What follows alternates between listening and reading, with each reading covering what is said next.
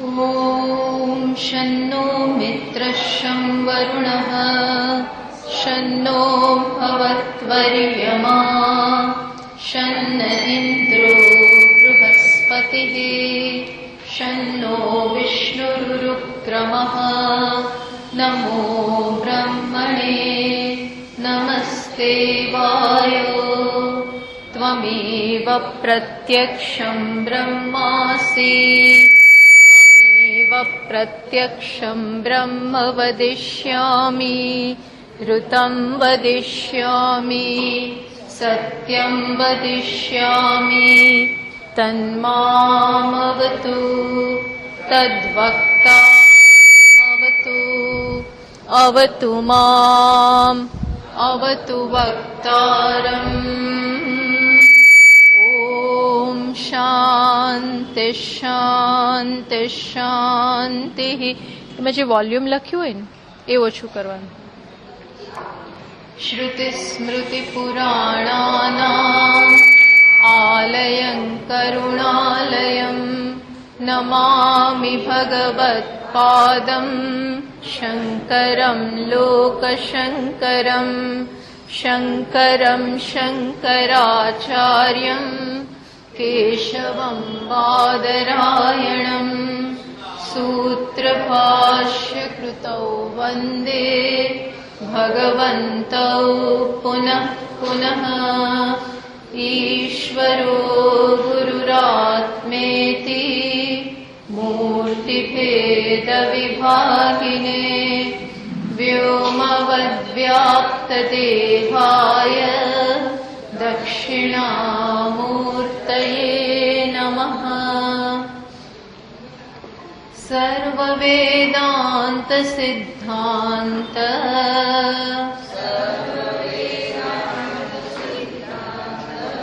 गोचरं तमगोचरम् गोविन्दं परमानन्दम्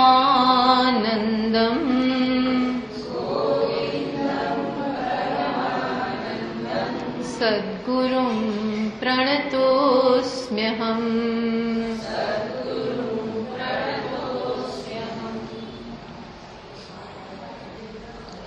167 श्लोकથી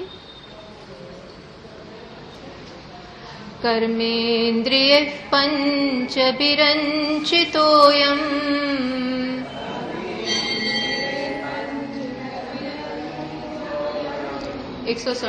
श्लोक प्राणो भवेत् प्राणमयस्तु कोशः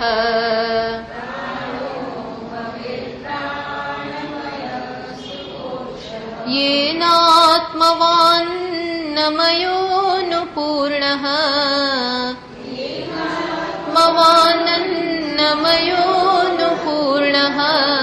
प्रवर्तते सौ सकलक्रियासु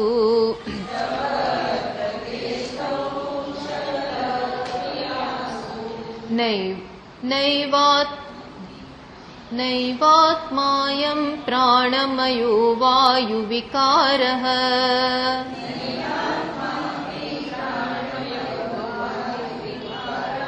गन्ता गन्ता वायुवदन्तर्बहिरेशः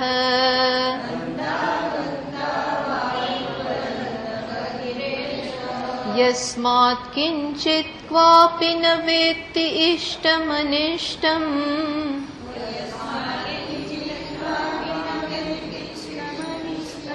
स्वं वान्यं वा किञ्चन नित्यं परतन्त्रः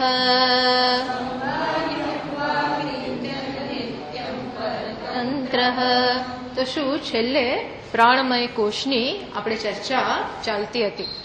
શું એક પછી એક કોષની વાત કરે છે. કોષ એટલે ખરેખર જે વૃત્તિ આત્માના યાથાત્મ્યને ઢાંકી દે, જે ભ્રમ આત્માનું જે વાસ્તવિક સ્વરૂપ છે એને ઢાંકી દે, એને કહેવાય કોષ.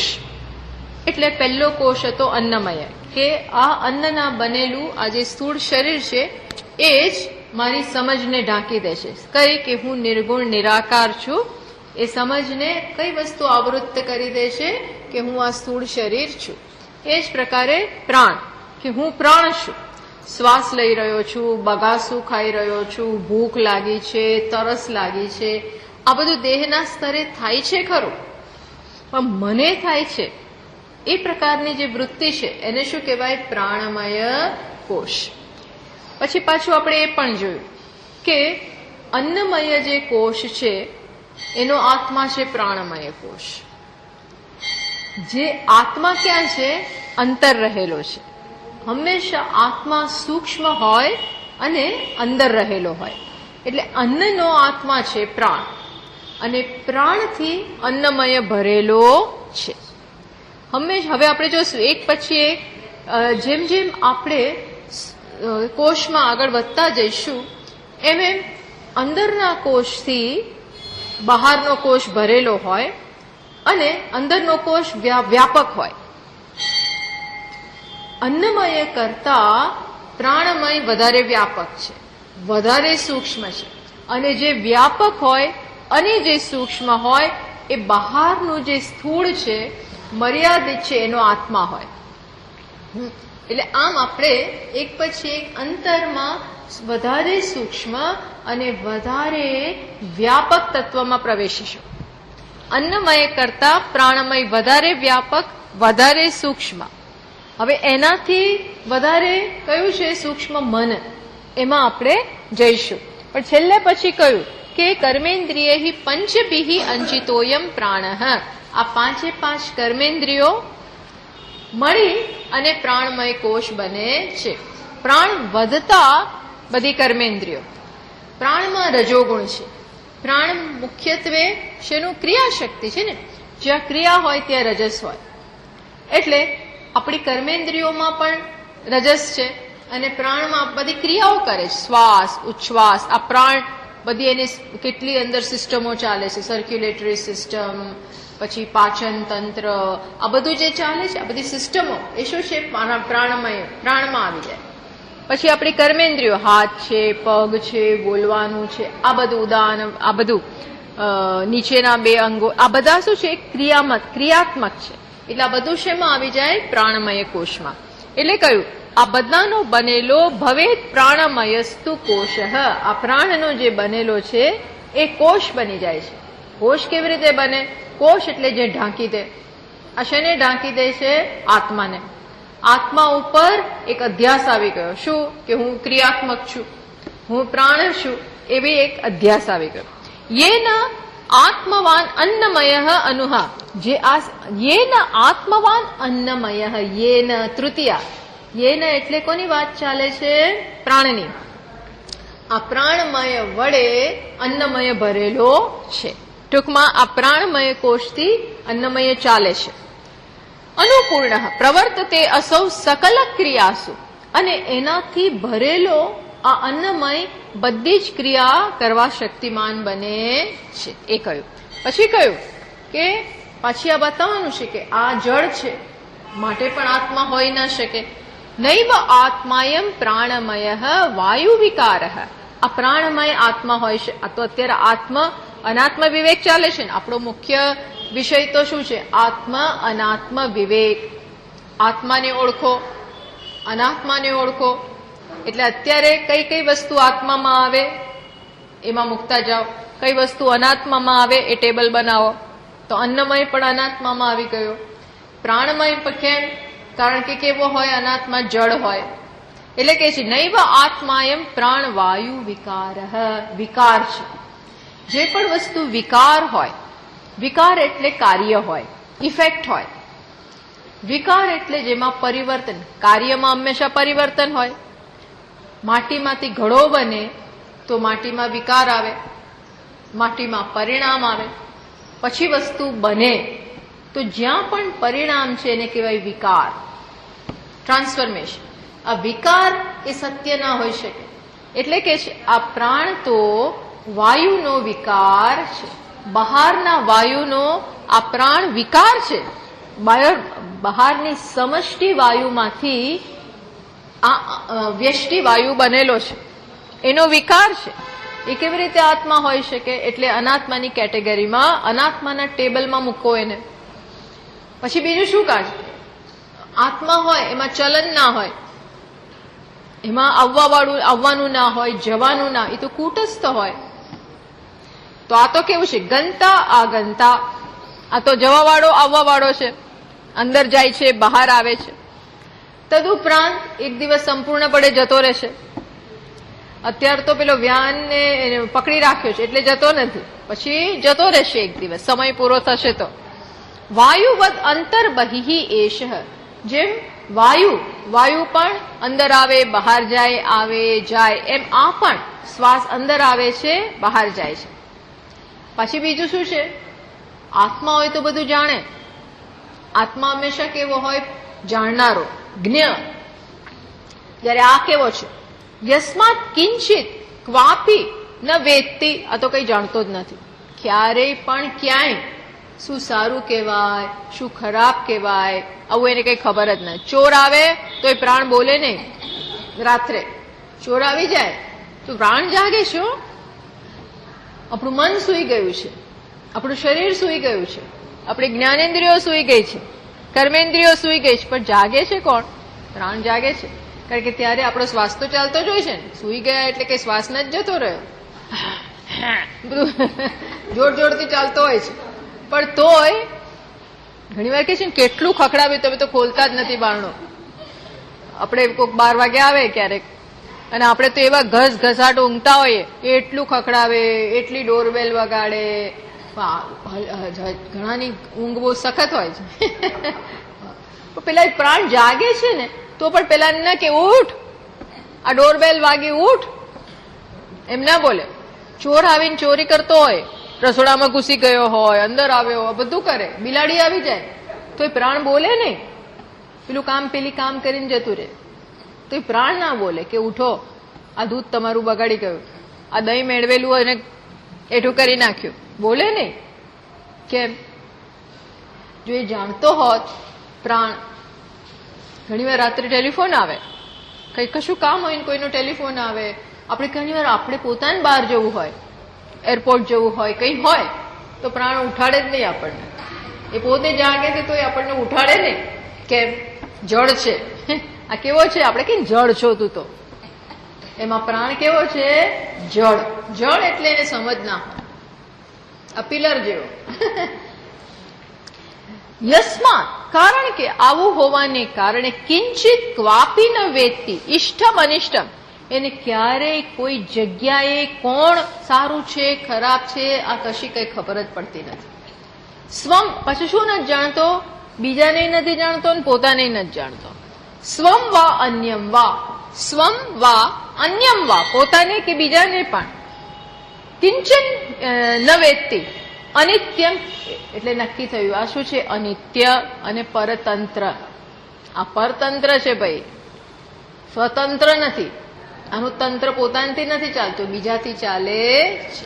એમ કરી અને આ કઈ કક્ષામાં આવે? અનાત્માની કક્ષામાં.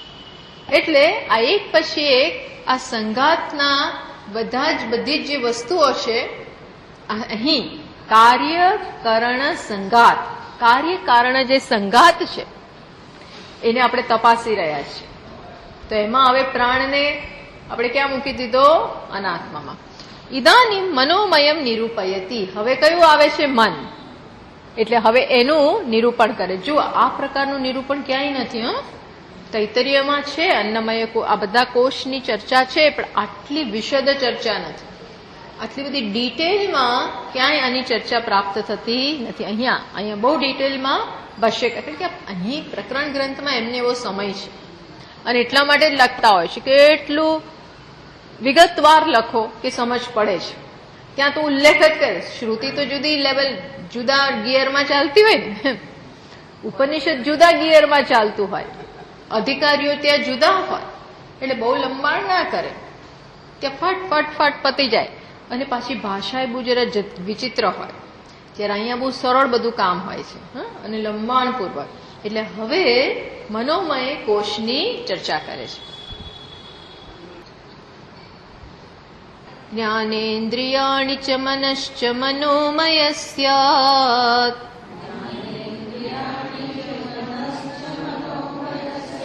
કોશો મમાહમિતિ વસ્તુ વિકલ્પ હેતુઃ.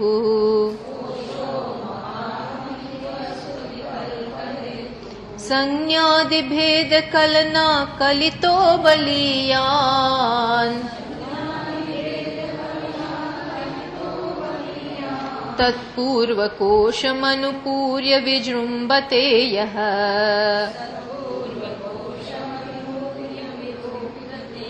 આ બહુ સરસ છે. શું કે છે? હવે મનોમય આપણને બતાવે છે કે મનોમય કોષ એટલે શું. તો કે છે જુઓ, કઈ કઈ વસ્તુ મળી અને આ મનોમય કોષ બનેલો છે.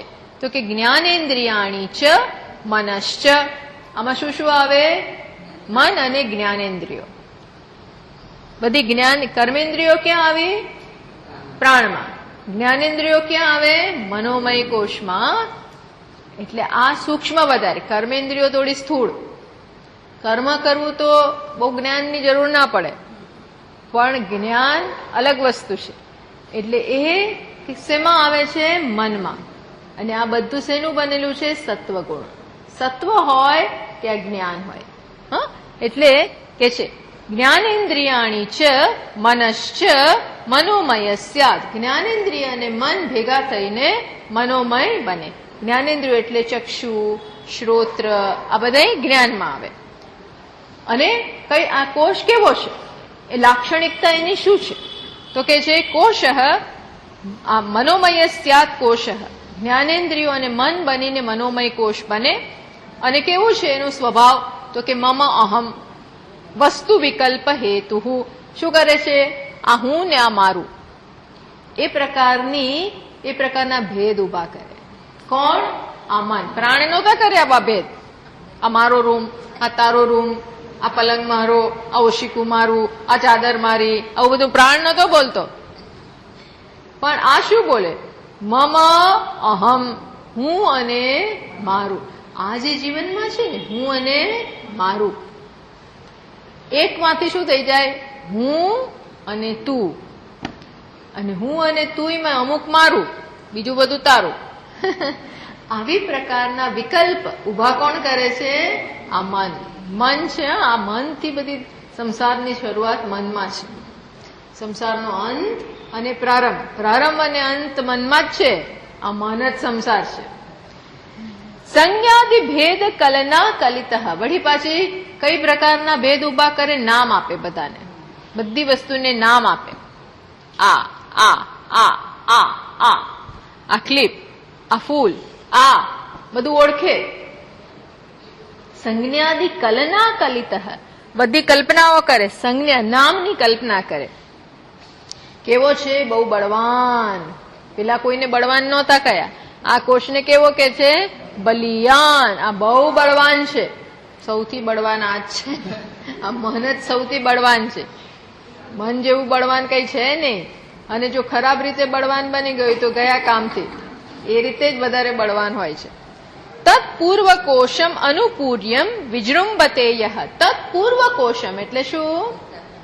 એના આગળના પ્રાણમયને ભરીને બેઠો છે. પ્રાણમય કોનાથી ભરાયેલો છે? આ મનથી. તત્પૂર્વ કોશમ અનુપૂર્ય, એને પૂર્યું. ટૂંકમાં પ્રાણમય કોષનો આત્મા છે મનોમય કોષ. મનોમય કોષ એનો આત્મા છે. વિજૃંભતે યહ. અને પછી શું કરે છે? વિજૃંભતે. વિજૃંભતે એટલે કલ્પનાઓ કરે. વિજૃંભતે એટલે બગાસું ખાવું. બગાસું ખાવું એટલે શું? તેમ પહોળું થાય. મોઢું આપણું પહોળું થાય. એમ આ મન પહોળું થાય. પહોળું થાય એટલે બધે વ્યાપી જાય. બધી કલ્પનાઓ કરે. સમગ્ર જગત મનનું વિજૃંભણમ. આપણે જોઈશું દક્ષિણામૂર્તિ સ્તોત્રમાં પણ જોયું. સમગ્ર જગત કોનું? વિજૃંભણમ.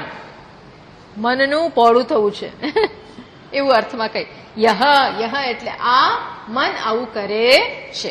આ બહુ અગત્યનું છે. એટલે હવે આપણે એને જોઈએ. શ્રવણ દર્શનાદિ કાર્ય કરણાની.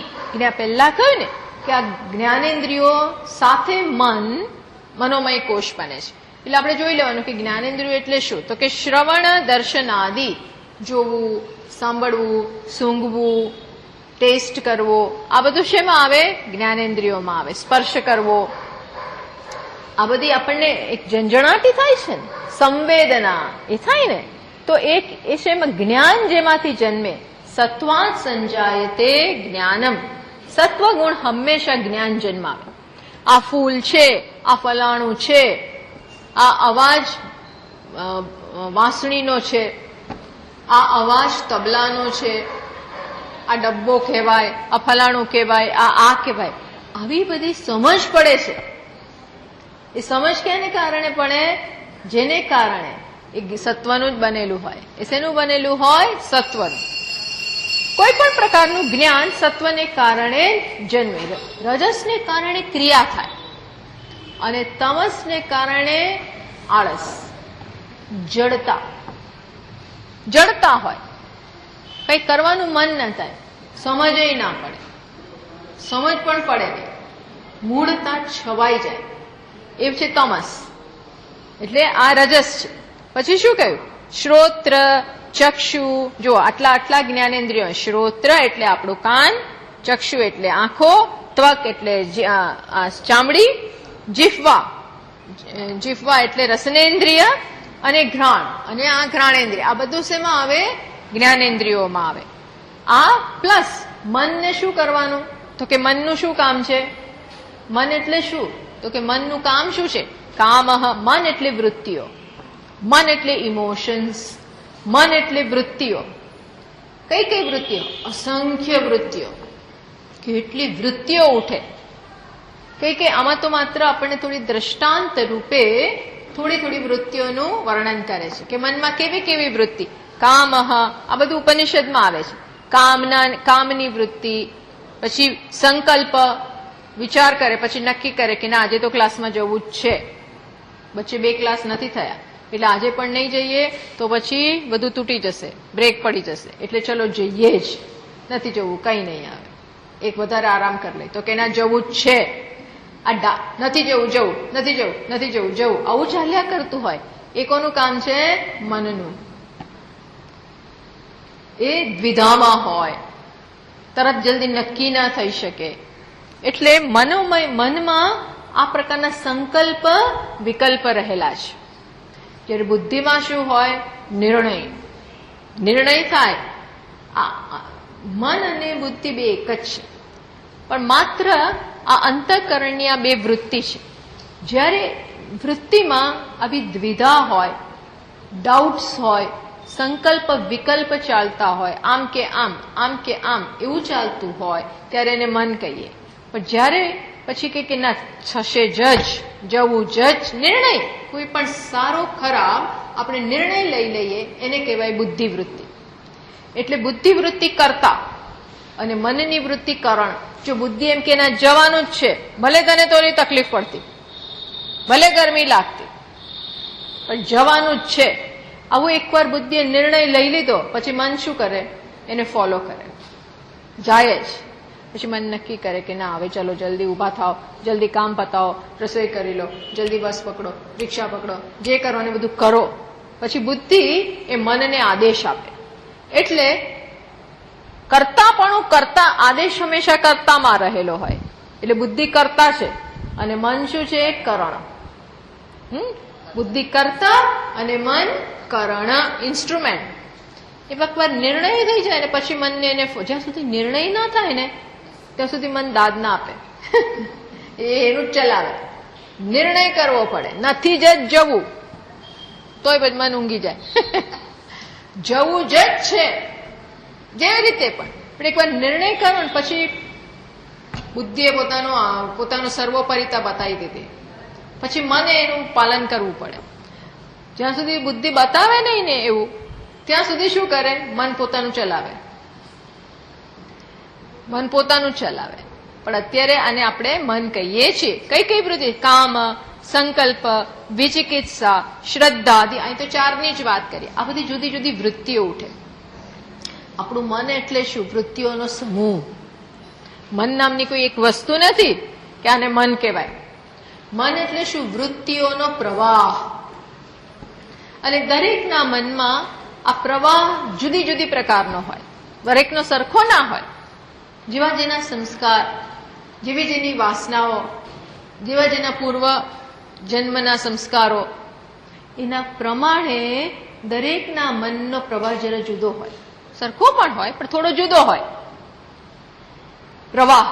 તદુપરાંત આપણે વર્તમાનમાં પણ જે કરતા હોઈએ, આપણું જે વાતાવરણ આપણને મળેલું હોય, જે સંજોગો પ્રાપ્ત થયા હોય, જે સંસ્કાર મળેલા હોય, જે જ્ઞાન મળેલું હોય, એને આધારે અત્યારે પણ આપણી વૃત્તિઓ નક્કી થતી હોય. એટલે આ એક વૃત્તિઓનો પ્રવાહ છે. જોજો મનમાં ક્યાં સતત વૃત્તિઓ ઉઠ્યા જ કરે, ઉઠ્યા જ કરે, ઉઠ્યા જ કરે, ઉઠ્યા જ કરે. આને જુએ અને એની વૃત્તિ ઉઠે. એટલે આ બધી મન છે ને એ જાણનારી ફેકલ્ટી છે. એમાં વૃત્તિ વિષયને જુએ. જો આ ચૈતન્ય મન ઉપર બેસીને પછી ચક્ષુ દ્વારા આને પકડે. પેલા મન ઉપર બેસી જાય આત્મ ચૈતન્ય, પછી ચક્ષુ દ્વારા બહાર નીકળે. પણ ચૈતન્ય કોની સાથે? મન સહિતનું ચૈતન્ય. અને આ વિષયનો સંપર્ક કરે. આપણને એક એક જે આ દેખાયું ને એ ક્યારે દેખાય? આ મન જોડે હોય તો જ.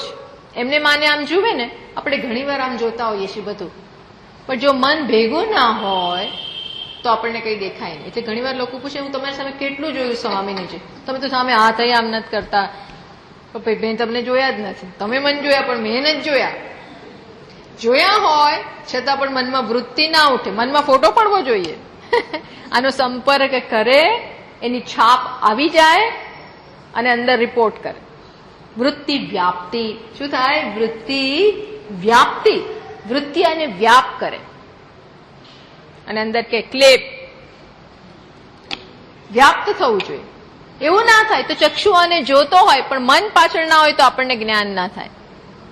એટલે જ બૃહદારણ્યક ઉપનિષદમાં સમજાવવા માટે કહે છે કે એક મોચી બેઠો હતો અને રાજાની સવારી પસાર થઈ ગઈ. તો પેલા લોકો પૂછે છે કે ગઈ રાત? તો કે ના, મને તો કઈ ખબર નથી, મને તો કઈ ખબર જ નથી. ક્યાંથી ખબર હોય? એનું કામ કરવામાં મશગુલ હતું. એક બે કેટલી સવારીઓ જતી રહી પણ એને ખબર નથી. અન્યત્ર મનાહા. મારું મન બીજે હતું, કામમાં હતું, એટલે મેં સવારી જોઈ છે. અને ભલે આમ જોતો હોય તોય જોઉં નહીં. આપણે આમ બાઘા થઈને જોતા હોઈએ પણ અંદર તો આપણું જ્યાં મન હોય. એટલે વિચાર કરો, જે મન જોવે છે ને એનું જ એને જ્ઞાન થાય છે. આમ જો પણ મારા મનમાં કંઈક બીજું હોય ને તો મને એનું જ જ્ઞાન થાય. બહાર હોય દોરડું, રજ્જુ હોય, પણ મારા મનમાં સાપ ચાલતો હોય તો મન શું દેખાય? સાપની વૃત્તિ આવે. ફોટોય સાપનો પડે છે. બહાર રજ્જુ તો મને શેનું જ્ઞાન થાય છે? સર્પનું. કેમ? કારણ કે મને શું જોયું? વસ્તુ છે એટલે આપણને દેખાય એવું જરૂર નથી. મન એને કેવી રીતે જુએ છે, અન્ડરસ્ટેન્ડ? મન એને કેવી રીતે જુએ છે એ જ આપણને દેખાય. કોઈકને ત્યાં માળા દેખાય છે. કેમ? કારણ કે એના મનમાં માળા ચાલી રહી છે એટલે દેખાય છે એવું નથી. મન શું જુએ છે? વસ્તુ ગમે તે હોય પણ મન શું જુએ એ જ એને દેખાય. મન જુએ છે એ જ આપણે જોઈએ છીએ, નહીં કે અહીંયા છે એ જોઈએ છીએ. સમજો, આ બહુ મોટી વસ્તુ ચાલી રહી છે. અહીંયા છે નથી જોતા. આપણે શું જોઈએ છીએ? આપણું મન જે કહે છે એ જ જોઈએ છીએ. એટલે કે છે કે મનશ્ચ સર્વેન્દ્રિય વ્યાપારસ્યાપી મન અધીનત્વાત. બધી ઇન્દ્રિયોનો વ્યાપાર કોને અધીન છે? મનને અધીન છે. આંખ જોતું હોય પણ મન સાથે ના હોય તો આંખ જોવે છતાં ન મને જ્ઞાન થાય. એટલે બાળક એક્ઝામ આવતી હોય અને તો ચોપડી લઈને બેઠો હોય, આંખ ત્યાં છે, કાન ત્યાં છે, બધું જ ત્યાં છે, પણ એને વંચાતું કાંઈ ના હોય. કેમ? કારણ કે એનું મન ટીવીમાં હોય. એ ત્યારે જ વાંચી શકે જ્યારે મન ભેગું હોય. એટલે બધી ઇન્દ્રિયો આપણે ત્યારે જ સૂંઘી શકીએ. ખબર છે, ઘણી વાર દાળમાં મીઠું ના હોય, કશું કંઈક ના હોય, વાસ આવતી હોય, કંઈક બળી ગઈ હોય, કેવી હોય, આપણે બીજા મનમાં હોઈએ, બીજામાં કંઈક વ્યસ્ત હોઈએ વિચારોમાં. તો કે તમને ખબર ના પડી આજે શું છે? તો કે ના, મને તો કઈ ખબર, આપણે ખાઈ ગયા. કેમ? એ સુગંધ ક્યારે આવે? જ્યારે મન જોડે હોય, નહીં તો નહીં. એટલે બધી ઇન્દ્રિયોનો વ્યાપાર કોને અધીન છે? મનને અધીન. મનને અધીન છે. એટલે નેતર મન પ્રધાન છે. જો જ્ઞાનેન્દ્રિયો અને મન, પણ પ્રધાન કોણ? મન. નહીતર એવું જ્ઞાન આપત જ્ઞાનેન્દ્રિય કોષ એવો નામ ના આપ્યું. નામ શું આપ્યું? મનોમય કોષ. એટલે કે છે ઇન્દ્રિય અવાપ, હા, તત્ પ્રધાનતયા મનોમય ઇતિ સંજ્ઞા. મન પ્રધાન હોવાને કારણે એવી સંજ્ઞા આપ્યું. ન તો શ્રોત્રમય ઇતિ સંજ્ઞા. શ્રોત્રમય કોષ કે એવી સંજ્ઞા નથી આપતા. સંજ્ઞા એટલે નામ મનોમય કોષ આપ્યું. પછી આગળ કહે છે કે મમાહમ, આ કોષમાં શું છે? મમાહમ ઇતિ વસ્તુ વિકલ્પ હેતુ. કે છે મનસઃ એકસ્મિન કોશે. કઈ પ્રકારની વૃત્તિ ઉઠે છે? અહમ શૃણોમી, અહમ પશ્યામી, હું જોઉં છું, હું સાંભળું છું. અહમ સ્પૃશામી, હું વસ્તુને સ્પર્શ કરું છું, હું સ્વાદ લઈ રહ્યો. આ બધી જુદી જુદી વૃત્તિઓ મનમાં સતત ઉઠતી હોય છે. ઇતિ કે છે ઇતિ શ્રુત્યા અયમ અપી સ્વ ઉપલબ્ધ્યા આત્મયાથાત્મ્ય ઉપલબ્ધિમ પ્રતિબધ્નાતિ કોષ. આ બધી જુદી જુદી વૃત્તિઓ આત્માના યાથાત્મ્યને રોકી રાખે છે. જો હું સુખી છું, આમાં શું થયું? આત્મા ઉપર સુખનો અધ્યારોપ થયો. આત્મા જોડે સુખને જોડી દીધું. હું દુઃખી છું, એમાં દુઃખને આત્મા સાથે જોડી દીધું.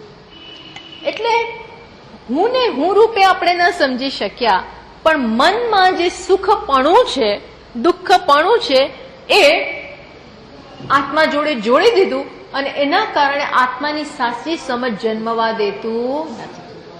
આત્માને મન સહિત આપણે અત્યારે જાણીએ છીએ. મનના ધર્મો આત્મામાં લાદીએ છીએ.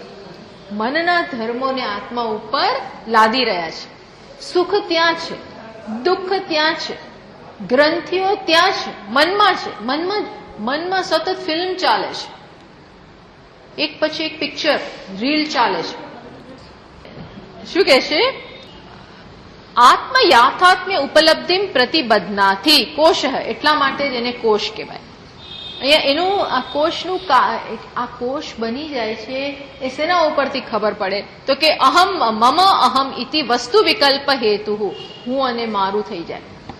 આ મન શું કરે? હું અને મારું એ પ્રકારના ભાગલા પાડે છે. અર્જુનને બી એવું થયું છે. બધા જ યોદ્ધાઓ, ત્યારે એને શું દેખાય છે? મારા છે. હું એમને જોડાયેલો છું. અમારા સગાવાલા, અમારા બંધુઓ, અમારા સ્વજનો દેખાય. સ્વજનો ક્યાં છે? આ તો યોદ્ધાઓ છે. એક બાજુ ધર્મના પ્રતિનિધિઓ છે, બીજી બાજુ અધર્મના પ્રતિનિધિઓ છે. આમાં હું ને મારા ક્યાં આવી ગયા?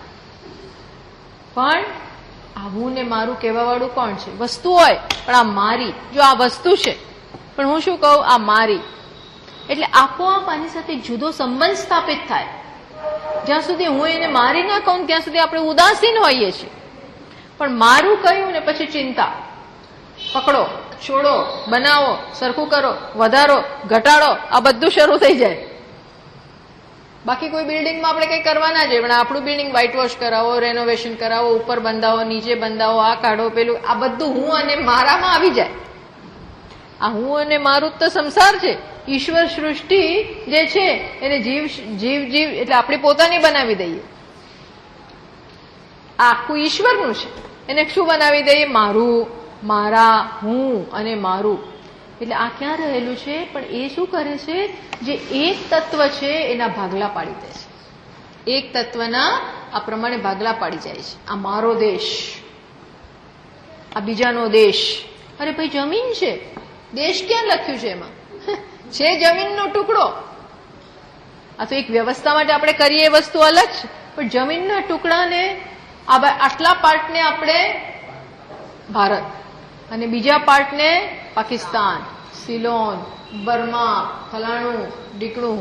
આ ઇન્ડિયન ઓશન પાણી છે, એમાં એક ઇન્ડિયન ઓશન અને બીજો પેસિફિક ઓશન, ત્રીજો બીજો ઓશન, આ બધા જુદા જુદા મહાસાગર, કઈક પાણી છે. પણ આ કરવા વાળું કોણ છે? મન. ત્યાં રહેલું છે. આ બધી નામ પણ ત્યાં જ આપે છે. સંજ્ઞાદિ ભેદ કલના કલિતઃ, બધી વસ્તુને નામ આપે અને ઓળખે. એક વસ્તુ સારી છે, આને આનાથી જુદી પાડવા માટે આનું નામ જુદું, આનું નામ જુદું, આનું નામ જુદું, આનો આકાર જુદો, આ બધાને પારખે છે. એટલે મન, જો મન પારખી શકે છે માટે તો વ્યવહાર શક્ય છે, બાકી વ્યવહાર થાય. બધી જ વસ્તુને જુદું પારખી શકવાવાળું મન છે. હવે જેની પાસે મન નથી હોતું એ લોકો આવું બધું પારખી નથી શકતા. તમે જોજો, એના માટે વ્યવહાર સરળ નથી બનતો. એટલે આપણે એમને શું કે મેન્ટલી ચેલેન્જડ, કારણ કે એ વસ્તુની પારખી ના શકે. તમે જોજો એ શું કરે પછી ખબર ના પડે. એનામાં આ અને આ નામ કહેવાય, આની સાથે આનું આ કાર્ય છે, આમ છે, એ કરી નથી શકતા. એટલે કે છે આ પછી બહુ અગત્યની વાત કહે છે, બલિયાન. આ કેટલો છે? અત્યંત બળવાન. આ કોષ કેવો છે? બંધસ્ય મોક્ષસ્ય ચ એતદ અધીનત્વાત. બંધન અને મોક્ષ કોને અધીન છે? મને નહીં. મન એવ મનુષ્યાણામ કારણમ બંધ મોક્ષયોહો. મનુષ્યનું બંધન અથવા મોક્ષનું કારણ કોણ છે? મન. મનથી જ આપણે કાં તો બંધાયેલા છે, જો છૂટી ગયા તો પણ કોને કારણે? મન. આ મનમાં સાચું જ્ઞાન એટલે છૂટી ગયા, અને મનમાં ખોટી સમજ એટલે બંધાયેલા. આટલું જ છે. હા, બંધન એટલે આટલું જ. મનમાં ખોટી સમજ એટલે બંધન, અને મનમાં સાચું જ્ઞાન એટલે છૂટી ગયા. બાકી કોઈએ બાંધ્યા નથી અને કોઈ છોડાવતોય નથી. આ મન જ બાંધે અને મન જ છોડાવે. મન જ શત્રુ, મન જ મિત્ર. અને શત્રુ બનાવવું કે મિત્ર બનાવવું એ આપણું કામ છે. બંધુરાત્માત મનસ્તસ્ય યેનાત્મૈવાત્મના જીતઃ. જે પોતાના જ મનને જીતી લે એનું મન એનું મિત્ર બની જાય. જે પોતાના જ મનને યોગ્ય શિક્ષણ દ્વારા, યોગ્ય ડિસિપ્લિન દ્વારા, યોગ્ય કેળવણી દ્વારા ન જીતી શકે એનું મન એનું જ શત્રુ બની જાય, એને પછાડે. એટલે અર્જુને કહ્યું કે ભાઈ મને, અને આ બહુ બળવાન છે. મેં કહ્યું કરતા તો બુદ્ધિ છે, પણ અત્યારે જ્યાં સુધી કરતા ઢીલો હોય ત્યાં સુધી આ કરણનું જ રાજ ચાલે છે. રાજ કોનું ચાલે છે? મોટા ભાગે મનનું. મારું મન કે એમ જ હું કરું. મનનો સહકાર ન હોય તો કઈ ના થાય. આ મન બહુ વિચિત્ર છે. એની સાથે કામ લેવું બહુ કુનેહ જોઈએ, બહુ કુનેહ જોઈએ. બહુ છેડછાડાની સાથે ના કરવી. એમ તમારા કાબુમાં આવે એવું નથી, એમ કોઈનું સાંભળે એમ નથી.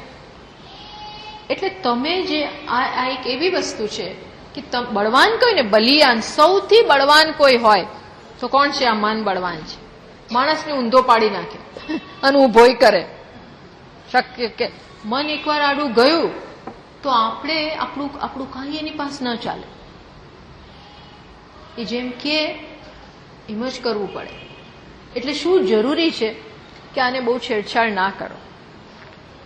તમારે જે કરવું છે આ એમ કે સ્વામીજી મહારાજ એમ કે આજકાલના પેલા મેનેજિંગ ડિરેક્ટરો અને કંપનીના ઓનર હોય ને, એ લોકો શું કરે?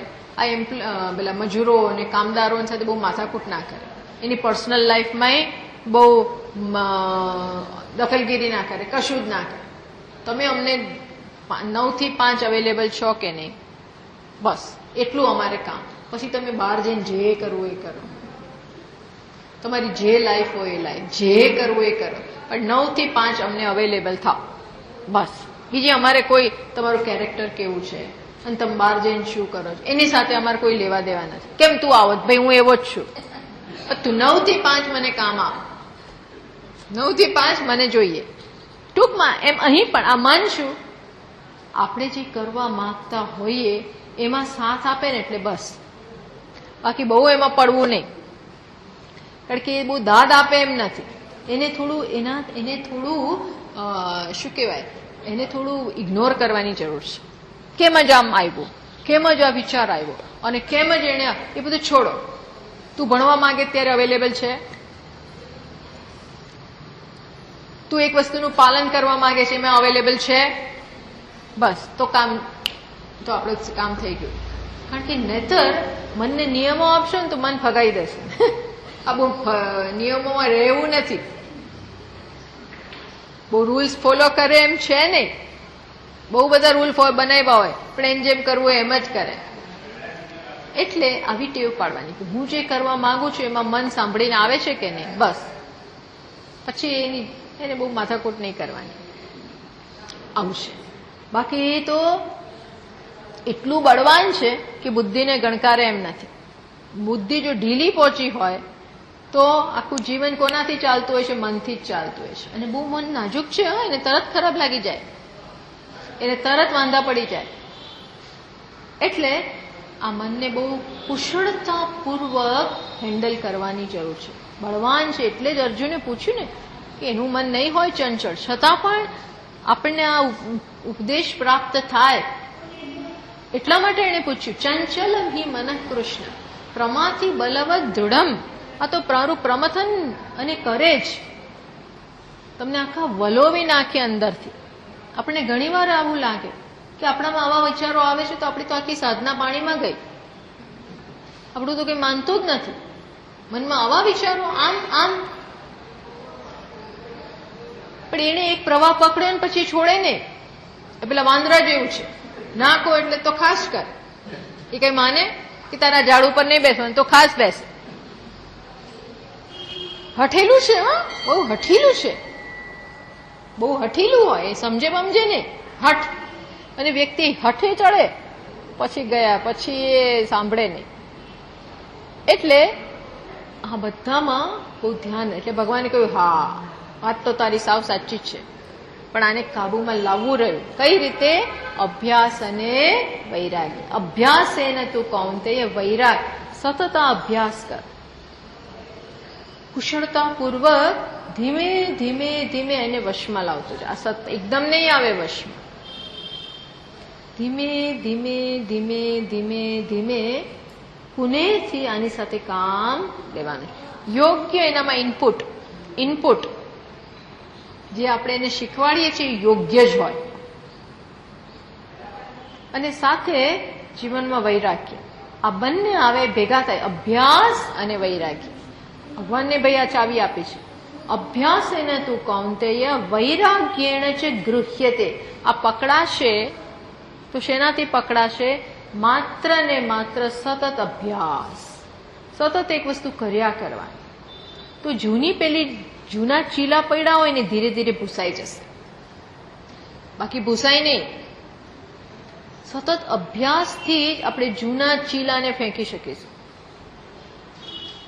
અને એ અભ્યાસ જ આપણને છોડવાની શક્તિ આપશે. એટલે આ સતત ચાલુ રાખવાનું. જે પણ આપણે સાધના કરતા હોય, સાંભળતા હોય, અને અહીં તો સંબોધન કરવાનું છે, એટલે સતત જ્ઞાનના, ભક્તિના આ બધા સંસ્કાર એને રેડતા જાઓ. એ જ આ મનમાં શક્તિ આપશે, એ શક્તિ આપશે, આપણા કાબુમાં લઈ આવશે. એટલે બંધ એતત સંબંધ અભાવે તત્ર આત્મ સંબંધ અભાવ છે. જો મન સાથે તમારો સંબંધ નહીં હોય તો આત્મા સાથે સંબંધ નહીં થાય, એમ કે છે. અર્થાત શું કહેવા માંગે છે? એમ કહેવા માંગે છે કે મનથી જ આપણે આત્માને જાણી શકીશું. કઈ રીતે? જો મનમાં બ્રહ્માકાર વૃત્તિ જન્મશે. અત્યારે મનમાં કઈ વૃત્તિ છે? દેહોહમ, મનુષ્યોહમ, અલ્પોહમ, અનિત્યોહમ, મર્ત્યોહમ, આવી પ્રકારની વૃત્તિ છે. તો એ મનમાં કઈ વૃત્તિ આવવી જોઈએ? પૂર્ણોહમ, આનંદોહમ, અસંગોહમ, પરિપૂર્ણોહમ, સોહમ, સહ અહમ.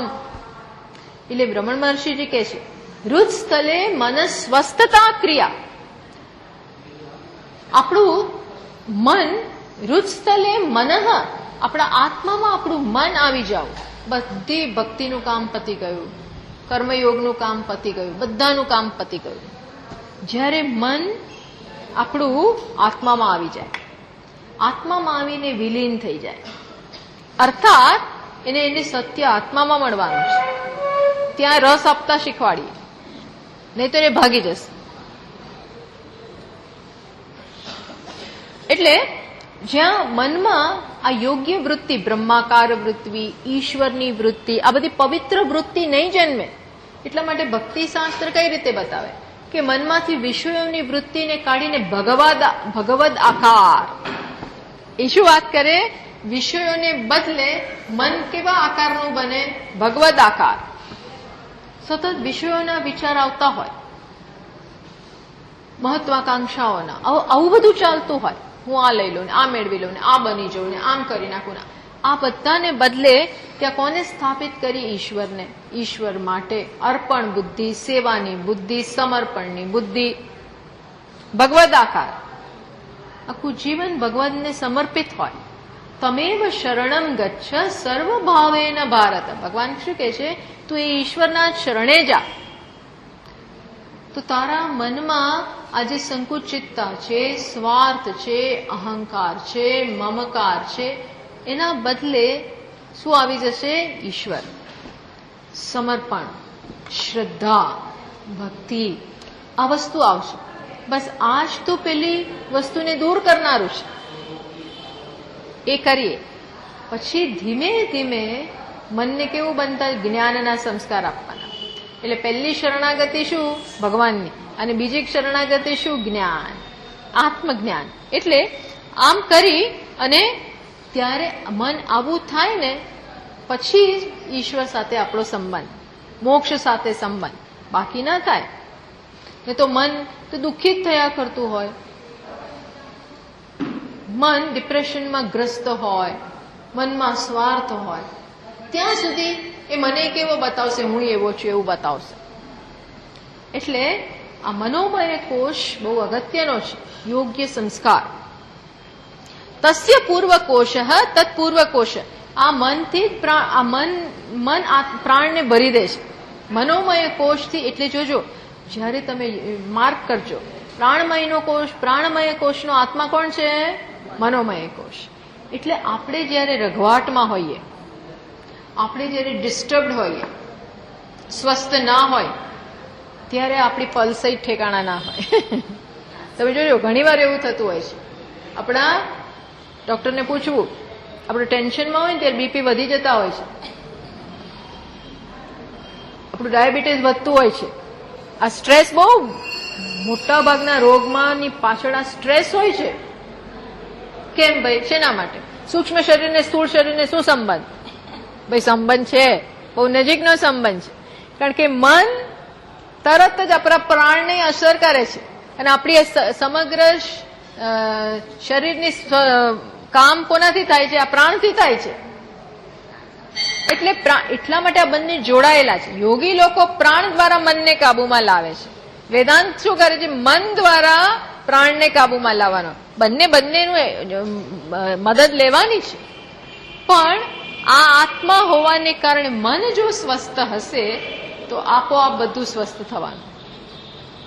એટલે કે છે ને, હવા ફેર કરવા જા, ફલાણું કરવા જા, શાંતિ મેળવ. મન શાંત થયું તો આપોઆપ પ્રાણ પણ શાંત પડશે. નહીં તો આપણે એવા આમ ડિસ્ટર્બડ હોઈએ, એવું થાય. એટલે કે છે એનાથી ભરેલો છે. તમ અનુપૂર્ય વિજ્ઞાનમય કોશેના સ્વયંપૂર. અને આ પોતે પ્રાણથી, આ આત્મા મનોમય કોષ કોનાથી ભરાયેલો હશે? વિજ્ઞાનમય. એના પછી આવશે. પણ યો વિજૃંભ નિર્ગલમ સ્વકાર્યમ કરોતિ સ મનો તત્પૂર્વમ કોશમ અનુપૂર્ય વિજૃંભતે યહ તસ્ય પૂર્વકોશ તત્પૂર્વકોશ પ્રાણમયમ તમ અનુપૂર્ય વિજ્ઞાનમય કોશેન સ્વયંપૂરિત. એટલે પ્રાણમયને મનોમય ભરી દે અને મનોમય પોતે વિજ્ઞાનમયથી ભરેલો છે. એનાથી સૂક્ષ્મ બુદ્ધિનો નિર્ણય થાય ને એટલે મનનું આમ કરવું તેમ કરવું બધું શાંત પડી જાય. બસ આમ થશે જ, ત્યાંય શાંતિ આવી જાય. આ પાર કે પહેલે પાર એકદમ એક નિર્ણય આવી જાય. નિર્ણય આવે ને એટલે આપણું ડિસ્ટર્બન્સ થોડું ઓછું થઈ જાય. ટૂંકમાં એક નિર્ણય આપણે કરી લીધો. એટલે કે છે આ મનોમય પ્રાણને ભરી દે અને એ પોતે સ્વયં વિજ્ઞાનમયથી ભરેલો છે. જો અહીંયા કે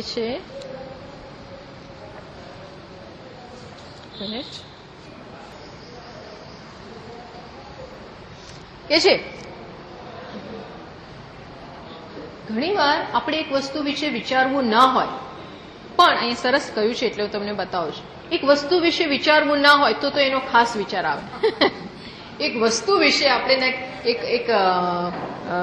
એક પેલા મહારાજ પાસે એક વ્યક્તિ જાય છે કે મને એક મને ધ્યાન કરવું છે. તો કે છે કે શેનું ધ્યાન કરું? એટલે કે છે કે તમે એક વસ્તુ કહી કે તું આનું ધ્યાન ના કરતો, બીજું બધાનું ધ્યાન કરજે, ફલાણી વસ્તુનું ધ્યાન. તો કે એ તો મને ખાસ આવે, તમે કહ્યું એટલે એ તો ખાસ જ આવશે. એટલે એમ કઈ માને એમ છે નહીં. એટલે અહીંયા કે છે કે મન સાથે કોઈ પણ પ્રકારના નિયમો ઘણીવાર કામ કરતા નથી. જો તમે નિયમો બનાવશો તો એ બધા ઉડી જશે. એ મન જ તમારું નિયંત્રણ કરે છે, નહીં કે પેલા નિયમો તમારું નિયંત્રણ કરે છે. એટલે મનને થોડીક છૂટછૂટ આપો. જ્યાં સુધી એ તમારું કહ્યું કરતો હોય ત્યાં સુધી બહુ છેડછાડ કરવી નહીં. પછી કે છે બધા જ ઇમોશન્સ, આપણી બધી લાગણીઓ ક્યાં હોય છે? અને લાગણી બહુ અગત્યની છે. આપણે બધી લાગણીઓ ક્યાં હોય છે? આપણા મનમાં હોય છે. એટલે આપણી ઘણીવાર નિર્ણય શક્તિને પણ કોના વશમાં હોય છે? લાગણીના વશમાં હોય છે. ઘણા નિર્ણયો આપણે લાગણી પ્રમાણે કરીએ છીએ, આવેગમાં આવીને કરીએ છીએ, નહીં કે એ જરૂરી છે માટે. શેનાથી કરતા હોઈએ છીએ? લાગણીથી પેલા લાગણી વશતા હોય છે. લાગણી વશતા એટલે સમજવું કે આ બુદ્ધિને દાદ આપે એવું છે ને. મન બુદ્ધિ ગમે એટલું કે આ તારા માટે યોગ્ય, આ ગમે એટલો છોકરો સારો દેખાય છે પણ એ નથી સારો, એ કમાતો નથી, ધમાતો નથી, એને કોઈ સંસ્કાર નથી. પણ પેલી શું કે ના, મન તો એ જ ગમે છે. એ શું કે છોકરી શું કે દીકરી શું કે મને ગમે છે. તો પેલી બુદ્ધિની બધી જ સમજ, બધો તર્ક બાજુમાં રહી જાય અને કોણ પાવરફુલ બની જાય? આ મન પાવરફુલ બની જાય. ત્યાં કોઈ તર્ક, મન પાસે તર્ક કામ ના કરે, મનમાં કોઈ તર્ક ના કામ કરે. તું આ ખાઈશ ને ડાયાબિટીસ વધશે, તો કે ભલે વધતું, હું પછી ઇન્સ્યુલિન લઈ લઈશ. ઇન્સ્યુલિન લઈને પણ હું કરીશ. અર્થાત આપણા ઇમોશન્સ, આપણી મનની લાગણીઓ આપણા બુદ્ધિ કરતા વધારે ચડિયાતી હોય છે. ચડિયાતી એટલે એનું ચાલતું નથી હોતું, એવું છે. એટલે કહ્યું કે બલિયાન, આ કેવો છે? અત્યંત બળવાન છે. હવે આપણને કહે છે એટલા માટે આપણે વિજ્ઞાનને એટલું બળવાન કરવાનું છે. આ તો ઓલરેડી બળવાન છે જ. એને ઢીલું પાડવું હોય અને પેલા વિજ્ઞાન પ્રમાણે જો ચાલે એવું ઈચ્છતા હોઈએ તો પેલામાં અભ્યાસ ત્યાં થાય, અભ્યાસ ત્યાં રેડાશે અને ત્યાંથી આને કંટ્રોલ કરવાનો છે. ત્યાંથી એને કંટ્રોલ કરવાનું છે. કોનાથી? બુદ્ધિ વડે આ મનને કંટ્રોલ કરવાનું છે. એટલે હવે આવતા વખતે આપણે એની ચર્ચા કરીશું. હજી એક શ્લોક મનોમયનો આવશે પછી. હવે બહુ સરસ શ્લોક આવે છે, એ આવતા વખતે આપણે ચર્ચા કરીએ. હજી જો કે બે ત્રણ છે આના. મન ઉપર ભાષ્યકારે ખૂબ જ સમય આપ્યો છે.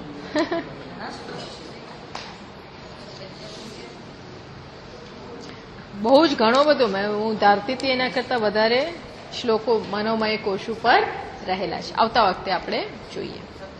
હા, ઘણા બધા.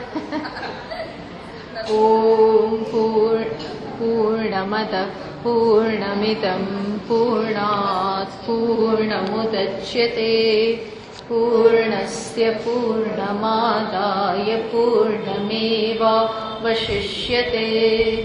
ઓમ શાંતિ શાંતિ શાંતિ. શંકરં શંકરાચાર્યં કેશવં બાદરાયણં સૂત્રભાષ્યકૃતૌ વંદે ભગવन्तૌ પુનઃ પુનઃ. ઈશ્વરો ગુરુરાત્મેતિ મૂર્તિભેદવિભાગિને વ્યોમવદ્વ્યાપ્તદેહાય દક્ષિણામૂર્તયે નમઃ. ઓમ શાંતિ શાંતિ शान्तिः। हरिः ॐ। श्री गुरुभ्यो नमः। हरिः ॐ।